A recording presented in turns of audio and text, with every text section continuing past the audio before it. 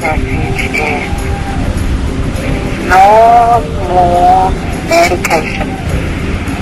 No more medication. Medication.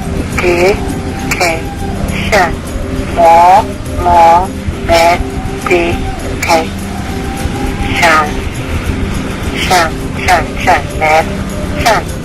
Medication.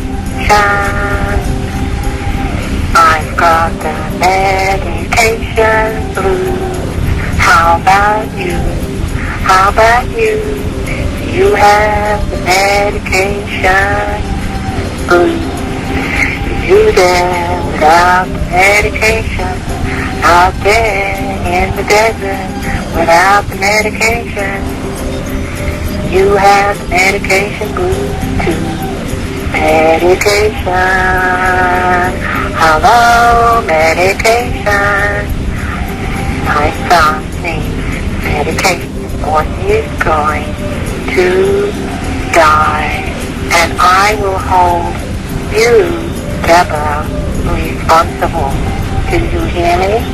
I will hold you and your group responsible if he dies. Medication. He needs to take it. Hello? You are standing by the phone listening to this. I am going to keep calling you until he takes his medication. Hello? You are listening to this. I am going to continue to block your telephone day and night, night and day. Hello, Deborah. Hello, General Deborah. General Jim. Your phone will be blocked. You will receive no phone calls because I will call you night and day, day and night, night and day, day and night. Medication. Medication. Wednesday, 4 a.m. Message 3. Message. Medication. Wednesday, 4:04 a.m. Message 4. I know you're there. Pick up the phone. Hello. Nobody ever picks up the phone there. Hello.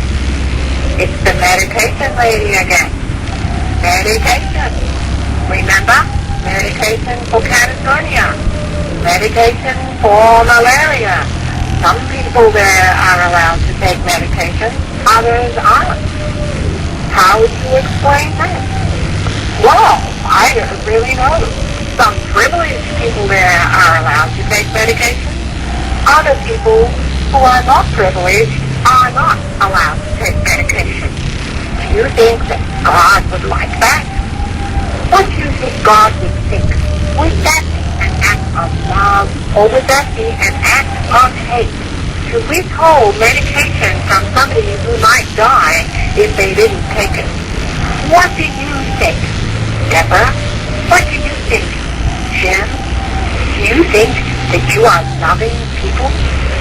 Do you think that you have a right to go out on the street and tell people about the love of God when you are willing to watch somebody die because you are telling them that they don't need their medication because you want to be in control? What about your malaria medication?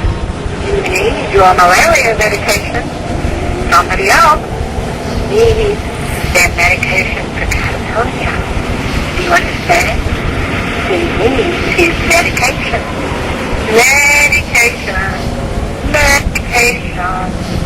He needs his medication. Wednesday, 4:18 a.m. Message 5. Good evening. This is the evening news. It has been reported that 2 people are in custody and unnamed in the bizarre death of a young man who spent time in the compound of the so-called generals. The generals withheld medication from this young man and caused his death. They are now in custody. They are in custody and named in the death. They are awaiting manslaughter charges. Wednesday, 4:21 a.m. We have 4 messages. Message 1. Yes, General Jim, the father of Robert Lopez. We know he's there now. Josh told us that he would be answering, and Josh gave us his phone number. He said that you would be answering the phone. He says that that's a lie. He says it's a lie that you guys are isolated, and if there's, that we call the phone and we will answer it. I've been calling the phone. My wife's been calling the phone, and nobody's returning our call. My son is ill, and I'm going to have to hold you legally responsible for whatever happens to him. I'm going to notify the police about his illness. This is not a spiritual illness. This is a medical illness that gets better, just like Leela gets better when she takes pills for malaria. Rob gets better when he takes pills for this brain disease that he has. And if you do not take good care of him and something happens to him, we will hold you legally responsible. Now, I would ask you, if you are what you say you are, and Josh's way says, to please give us a ring back and explain to us how you're going to look after this particular illness that Rob has. You have somebody there who has a medical illness. I'm notifying the Albuquerque police. I'm notifying the police in that area to let them know of what's going on over there. And you have to understand that you cannot cast out a brain disease as like you cast out a demon. This is a medical illness, and you must understand that there's a difference. I'm letting you know about that, and I'm going to tell the police that I'm letting you know about that. Now, my I've been calling you since Sunday so that we could get some help. I don't know who's been talking to him, who's been telling him to not take his medication, but he's convinced that if he took his medication now, it would be disobeying God, or that he would be punished terribly. He thinks he is being punished for something because he's got an illness that has been inherited. It's a family illness. Now, I'm asking you to call us back and be aware that we are holding you responsible for it. Please call me back. Please let's open up lines of communication.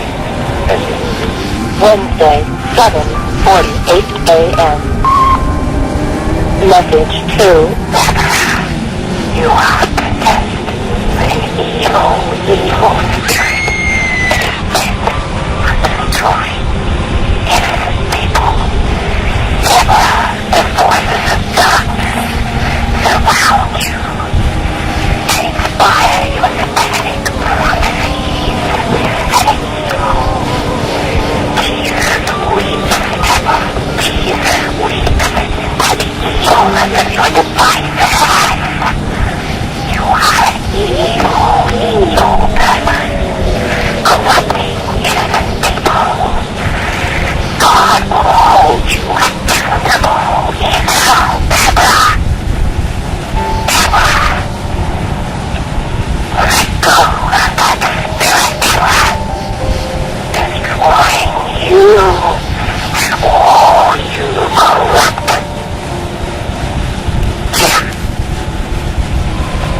You are led by this woman. You have no mind.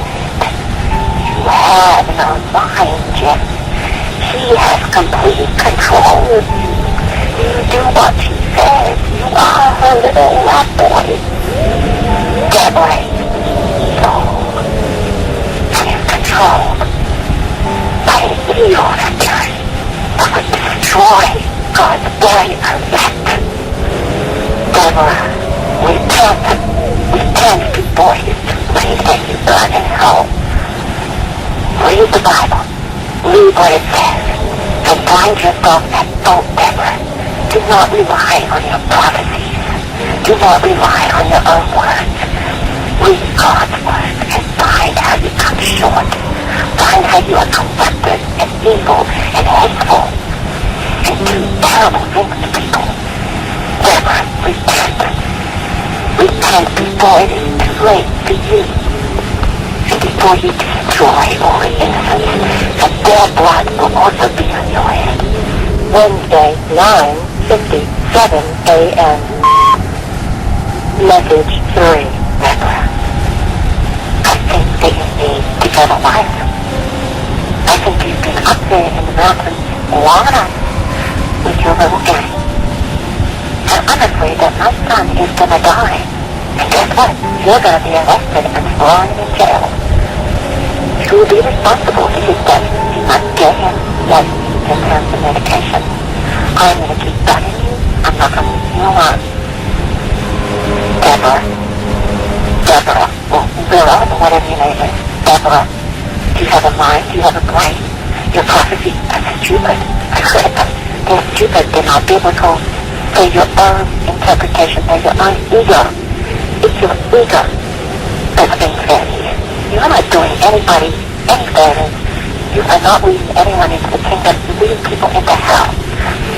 But you can't lead my son into hell because he belongs to Jesus. His soul is given to Jesus, and you cannot lead him into hell. Do you understand, Deborah? Do you? Or your ego has not let you get so far in this message because you don't know how to everybody tell you anything. You are a moron to yourself. And that's why you're a fool, Deborah. Because our force is much bigger than you in this world. God will not be mocked. It says it in the Bible. God will not be mocked, Deborah. And Jim, if you're listening to this, don't follow Deborah. Don't be an idiot, okay? She has caused enough trouble in your life. Get out of there before you die when you both go to hell. Repent. Repent. Repent. Repent. And leave my son alone. You have done enough harm talking to him in the middle of the night when he's having a seizure and he should be taking his medicine, and you are praying your evil prayers with him, your dark satanic prayers. Your whole compound is surrounded by Satan. I'm not going to simply stick there. He is God's child. He is set aside for holiness. And I'm not going to let him stay there. God is going to hold you accountable for all the ways that you caused those little ones to stumble. And it's so that a millstone be put around your neck and you be cast into the deepest sea. Wednesday, 10 a.m. Message 4, Deborah. It's me again. Your voice is getting boring.